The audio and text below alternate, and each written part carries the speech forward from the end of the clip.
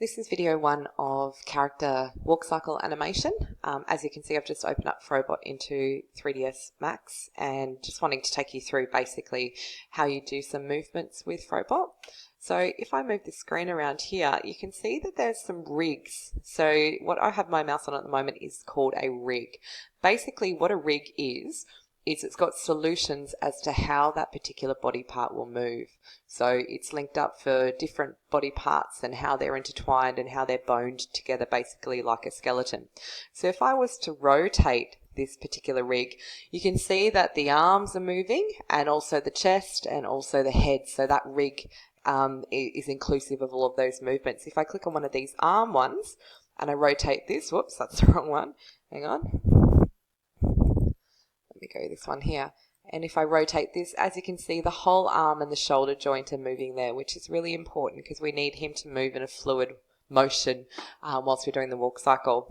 On the feet here, just be mindful, these little circles right there, I'll zoom in for you, try not to touch them or manipulate them. What will happen is if that moves towards the back of the foot, you're going to encounter a lot of problems later on. Same with this circle in front of the knee.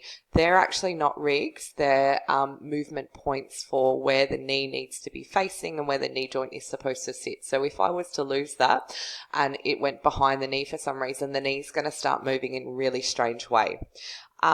Down the bottom here, you have the foot pedals.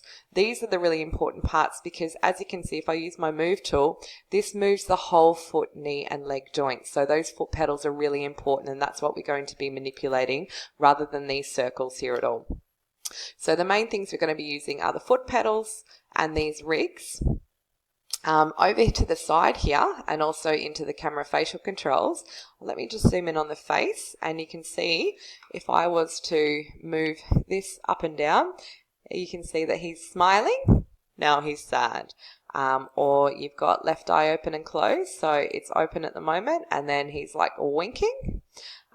You've got the brow movement up and down, so this is kind of cool secondary movement which you'll be looking at using, and you've got eyes happy normal and then they kind of go to like a more surprised kind of look. So you'll be playing around with these facial expressions as your secondary movement, which is a mandatory component of the walk cycle.